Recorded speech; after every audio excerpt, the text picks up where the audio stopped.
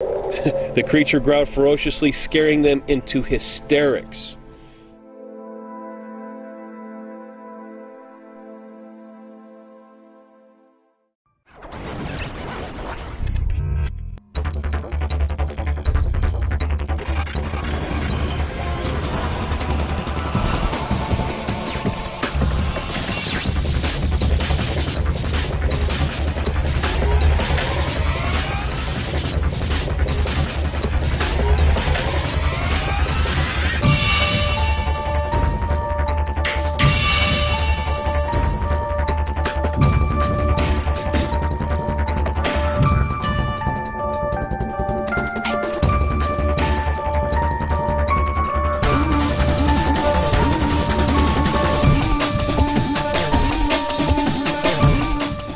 One man has reported his cow being attacked by something in the night.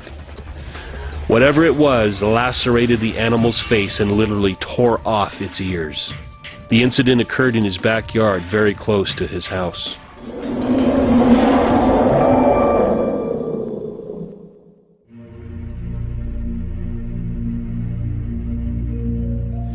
Within 1 mile of the cave known as Panther Rock, a family lives that had been here for many years. The man is a true outdoorsman. He knows the woods, he knows the animals, he knows what they can do. One afternoon, they heard a disturbance outside. They looked, and one of their cows had burst through a gate and was coming to the house. As they looked, the cow's head was covered in blood. Both its ears had been ripped off. There was nothing left. It's just a little stub where this cow's ears had been. Its eye had been ripped out. They found out that it was protecting a calf that it had just had. And yet something had attacked it and done all this damage. No one is really sure what did this, but this happened within a mile or so of the cave known as Panther Rock. This is another real mystery for the Fraser land.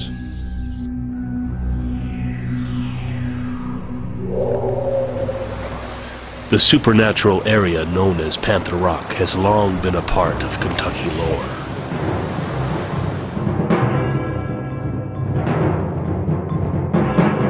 The reality team prepares to spend the night in this mysterious area.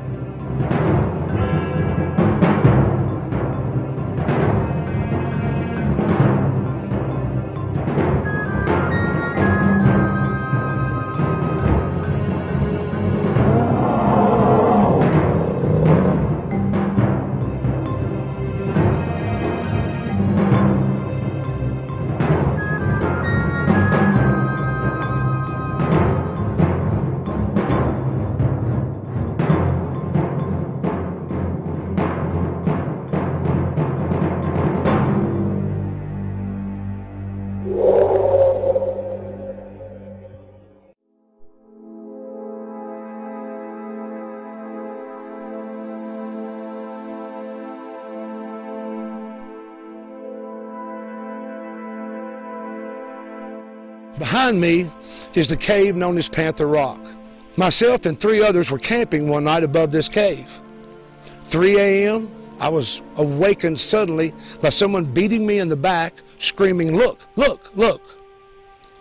I rolled over and looked, and down from the cave there was a blue-white light. It was a strange light.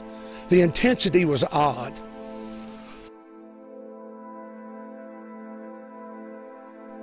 It lit up the tree lines. It lit up everything. Suddenly, it just went off, as if you had thrown a wall switch. We just sat there. There was no smell. There was no sounds. There was nothing. We will never know what that light was, but it has been reported before in different areas of the world. To my left is a tree. It's a rather large tree. Some time ago, the owner of this property came here and noticed something rather unusual about this tree. Below this tree were clippings covering the ground. They had been clipped from the edges of this tree. They had been cut in half, almost all of them, with a precision. And that's where it becomes bizarre. What can cut small little pieces of a branch down the middle and do a large volume of them? Nobody knows, but it apparently looks like the tree is dead now. Possibly whatever did this killed the tree. As we stand here in the middle of the Fraser land at this beautiful place known as Panther Rock, we have to realize that within the serenity, many strange things occur. The Bigfoot, the cats, the tracks, the sounds. Here we are in the Fraser land. The property at Panther Rock has been handed down for many generations. The owner of the property, Darrell Gabbard, and his family have had experiences of their own in their historic backyard. When I married Ann, came into the family, they immediately brought me over to look at Panther Rock. And it's a very interesting place, so I began to read about it and ask people about it, and I've learned a lot of folklore and a lot of tales about the place, and it's just an interesting place. One of the tales is how it got its name. According to folklore, there was a chief Indian in this area back when it was beginning to be settled that terrorized everyone in the neighborhood. Behind me, almost directly behind me, a fellow lived in a log cabin. And one night during a terrible rainstorm, he heard a scream, several screams in the direction of the cave. On awakening the next morning, he went down to the cave to see if he could see what the problem was.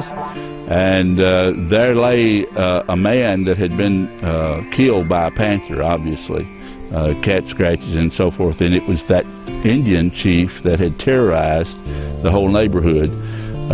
When he realized what had happened, he ran all the way to Harrodsburg, the nearest settlement, and told the good news to everybody that would listen. Several years ago, I began to notice that each night my dogs would bark and start barking really hard and run towards the back fence of my house. I went out on my back porch and one night and listened, and there was a strange sound, and I could tell that it was coming down the ridge and by a barn that I have down below my house, about a quarter of a mile below my house. And this was not like any animal that I had ever heard. I assumed that it was some kind of cat, bobcat or a panther or whatever, but I never did find out exactly what it was. But every few nights the same thing would happen for quite a while, and it was a mystery to me, and I know that some of my neighbors have heard similar things. One old hunter that was in the area many years ago told me about being out coon hunting and hearing sounds like that, and his dogs all coming and cowering around him because of their fear of this animal. And the feeling that he had as he went home of something following and watching, and everybody being afraid till they got to their house.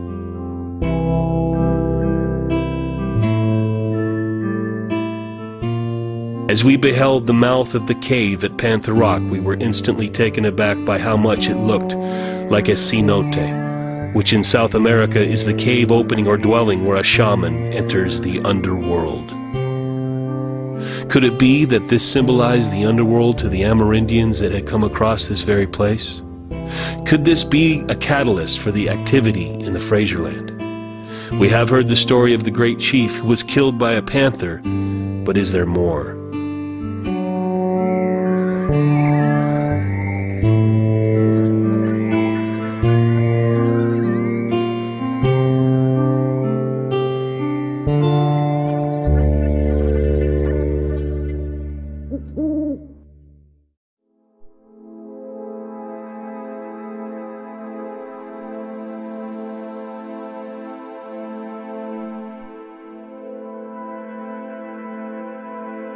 We're standing deep in the Fraser land, in the vicinity of the cave known as Panther Rock. We came here to investigate the numerous mysterious events associated with the area around this cave. We're going to be out here tonight. We're going to be listening. We're going to be watching. And our purpose is to be here when something happens. And just maybe, and hopefully, that event will be an up-close and in-person meeting with the creature known as Bigfoot.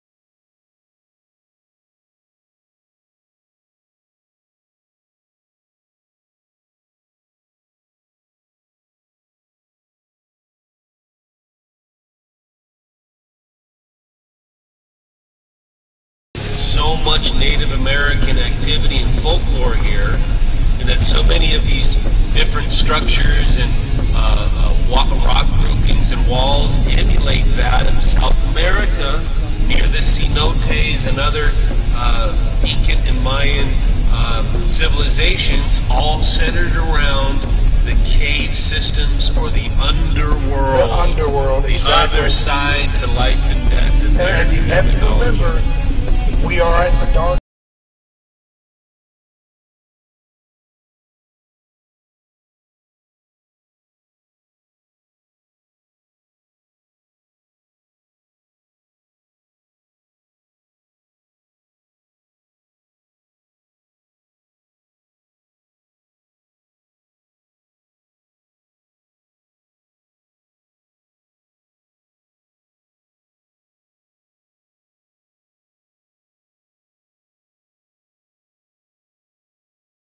We're sitting on the rocks above the cave known as Panther Rock. 4 of the team members have moved up the hill. They're just walking carefully through the woods, looking, listening.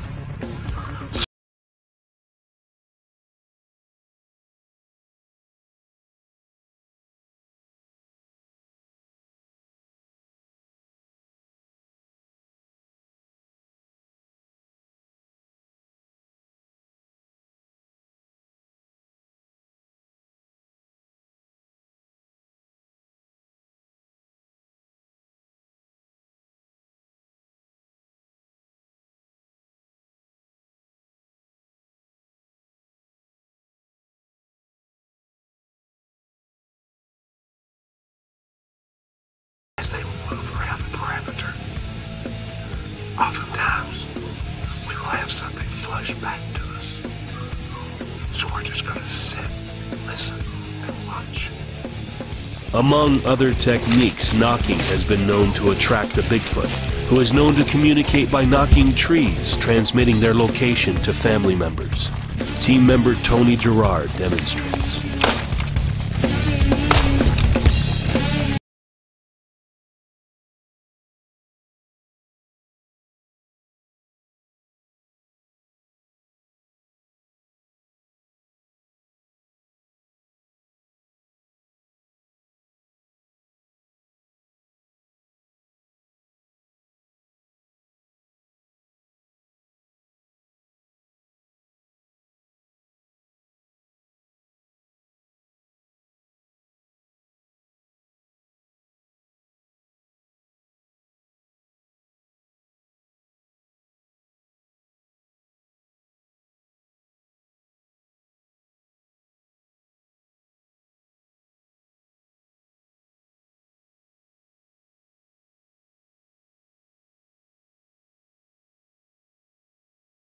Like one hand on the trunk and a leg hanging down, and like red eye shine. Right.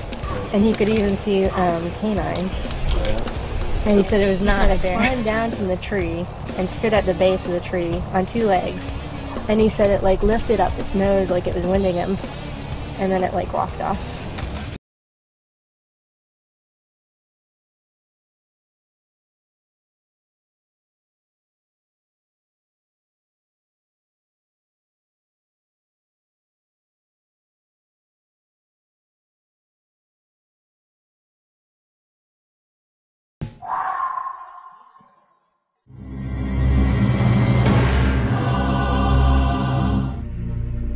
Could there be a link between the Howdy and the Bigfoot sightings? We turned to Jeff Waldridge, a local paranormal investigator, for more background. I'm here with Jeff Waldridge. Jeff is a paranormal investigator, well-known one here in Anderson County, Lawrenceburg.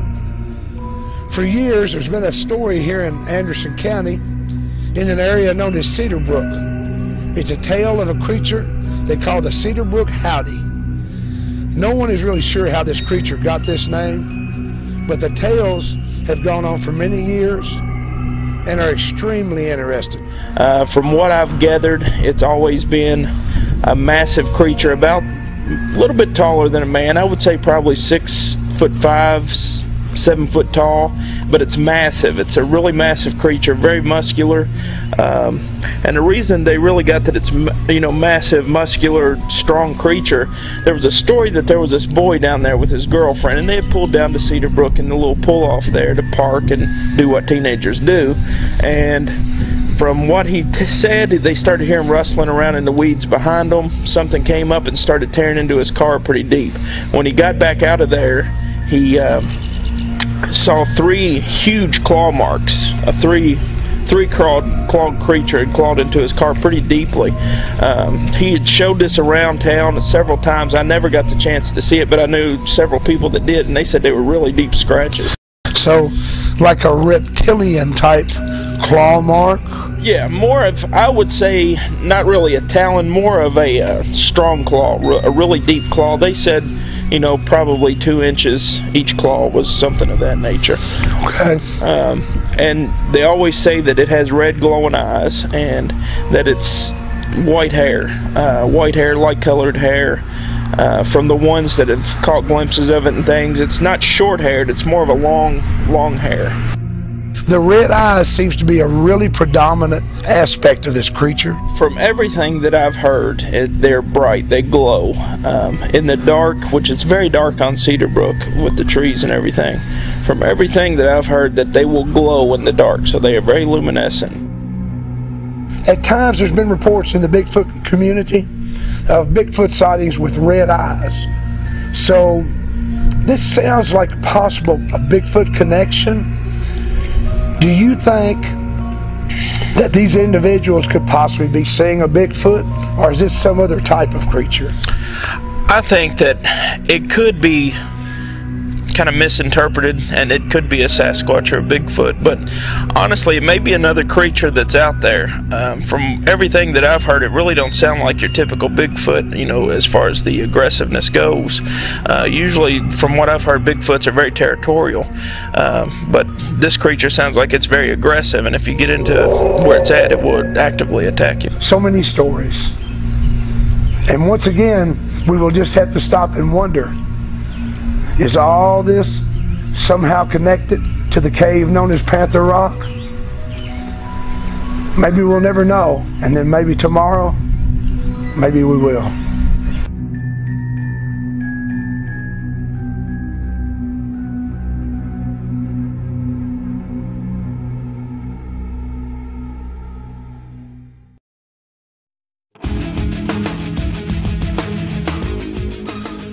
A new sighting has just been phoned in to the team. This amazing account has never been heard before. It was May of 1973. Just before sunset, an almost commonplace theme with Bigfoot sightings. This time on Hammond Creek Road, where Bruce Young was driving with a friend. They stopped to witness an enormous, hairy creature traverse the ridge above them for almost 30 seconds.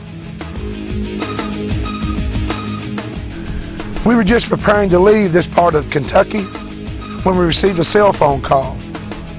an individual by the name of Bruce Young told us of a Bigfoot sighting here in Anderson County in this area on the Hammonds Creek Road. This report has never been heard before, and you're going to be hearing it for the first time now. In 1973, in May, Bruce Young and a friend were riding along in this area. It was just about sunset, maybe a little bit afterwards, at the twilight time of day. Bruce looked up, and along a ridge line, he saw a very large creature moving along. He took notice of it, stopped his car. He said it was a large creature, 7 to 8 feet tall. He was seeing the side view of this creature. He said he watched it perhaps, well, under 30 seconds was the time of this sighting. He said there was absolutely no doubt in his mind that he saw the creature known as Bigfoot. This is another report from Anderson County. Bruce Young said that it gave him goosebumps and that it somewhat changed his view of nature. He takes a more awareness type of outlook. He notices things. But one thing he knows, he saw this creature as it moved along a ridge line, and he will never ever forget it. Another report of a Bigfoot sighting from Anderson County, Kentucky.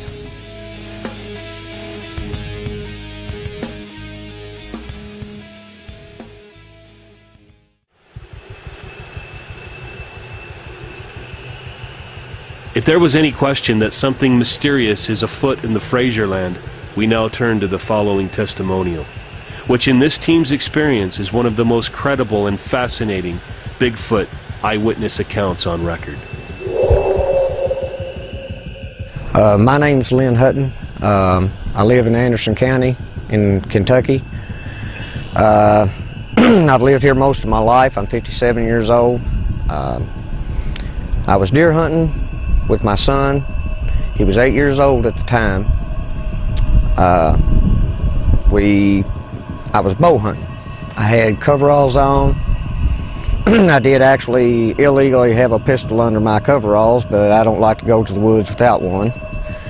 And for many reasons, and this story is about one of those. Anyway, it got close to being dark.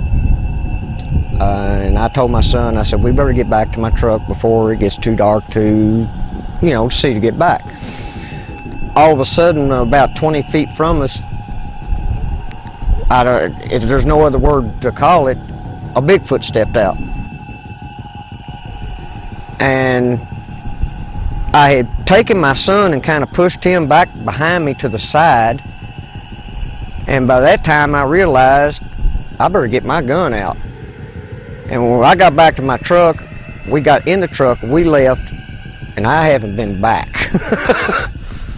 Could you tell us anything about its face? You looked at its face. Its face was just same as its whole body, just long hair. You could make out the eyes, and the mouth, but the nose not so much. The hair was just real long all over it. It was super long hair. Any amount? How many inches maybe on the hair? On the hair? Oh, at least a foot. At least a foot long. And when this creature walked out of those cedars, it was looking at you, and then you say it just stepped backwards and kept, was it still looking at you? Yeah, it never took its eyes off of us. Never, not once. It stepped right back into the cedars, just the same. It stepped out, we looked at each other, stood there a second or two, and it stepped right back, just like that. Did you smell anything? No, I was so scared I didn't notice a smell. There could have been, I'm not going to say, but I did not notice any smell. My son, I asked him, he does not remember any smell. Of course, him being 8 years old, it didn't scare him as much as it did me, because he didn't know what it was. He didn't have an idea what it was. I knew what it was as soon as I saw it.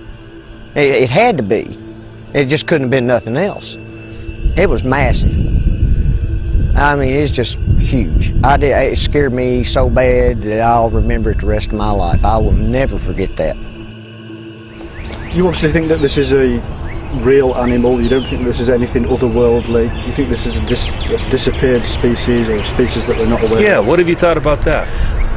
I really do not know. I really can't say one way or the other. I've talked to one friend of mine. He thinks that they're from another dimension. And I'm not going to say that's impossible.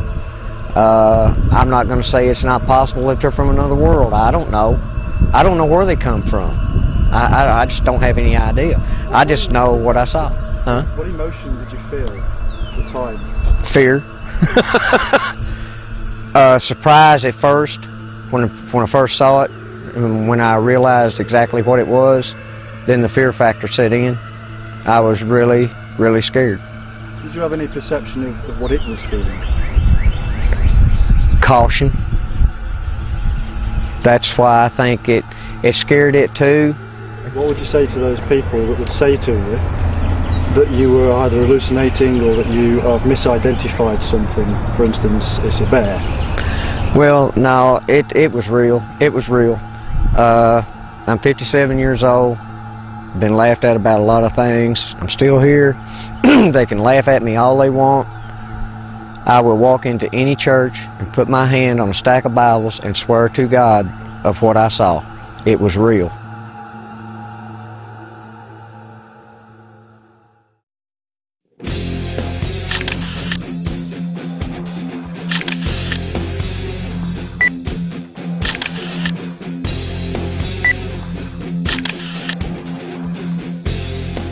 I'm standing here with Tony Gerard. Tony joined the team last evening as we ventured back to the cave known as Panther Rock. Tony is a naturalist, a biology professor. We're really pleased to have him with us. And Tony, tell us a little bit about yourself, a little background, some of your thoughts.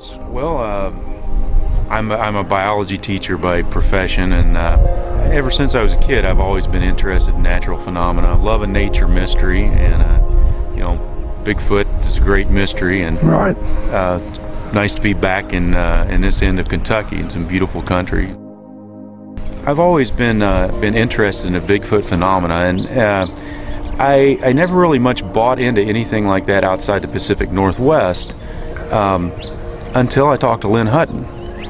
And I was really taken aback at you know, the validity of his sighting. Exactly. And I did not know what to make of that, because it's hard to buy into a large unknown primate in North America. Correct. There are a whole lot of things that I see as problems there. You know, in 300 gun-toting years of American history, we don't have a body. There's a real lack of historic evidence from the 18th century. You know, if there are Bigfoots in Kentucky, how come we don't have all kind of 18th century accounts of it? Correct. Right. And then you run into somebody like Lynn, and I don't know what to do with that. It's my thought that that you know, we need monsters. We need something mysterious out there. You know, it's the Bigfoot phenomena that interests me the most, because there's actually some physical evidence there that seems very legitimate. Dermal ridges on really good footprint cast, hair that's primate, apparently, that doesn't match known primates. I mean, people that are that work with that actually have what they consider these are the characteristics of a Bigfoot hair. I don't know. I would love to have just a large undiscovered primate in the woods of North America. I think that would be wonderful. I find that so hard to accept. But I also, in talking with people like Lynn and other very believable witnesses, I can't just say, well, oh, they were mistaken, they were hallucinating, they, you know, or they're lying. And I don't know what to do with it. My jury is still out. We came here to central Kentucky, into the Fraser land in Anderson County, to investigate an area around the cave known as Panther Rock. Numerous reports, various type incidents. We've spoken to individuals who've had these events occur to them, affect their lives. very believable individuals. We've looked into these matters, we've thought on them, and we all agree on one thing. They need to be looked at more. Scientists need to open their eyes and their ears, listen and think openly, as well as everyone, about these type of events. In the future, let's hope that we look into things of this nature. These mysteries abound. They're out there. And what do we know about them? Very little. And how can we ever know about them if we don't investigate them?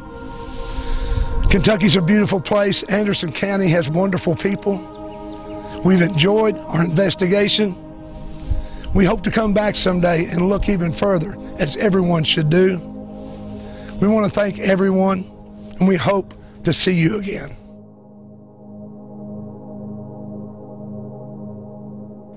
In the end, it might not matter who or what the Bigfoot is, or whether it is real or not, whether we obtain scientific proof or not. What might matter most is how these experiences affect the individuals involved in them. Maybe some secrets are not supposed to be revealed or understood by man, and perhaps Panther Rock is one of them. I will walk into any church and put my hand on a stack of Bibles and swear to God of what I saw. It was real.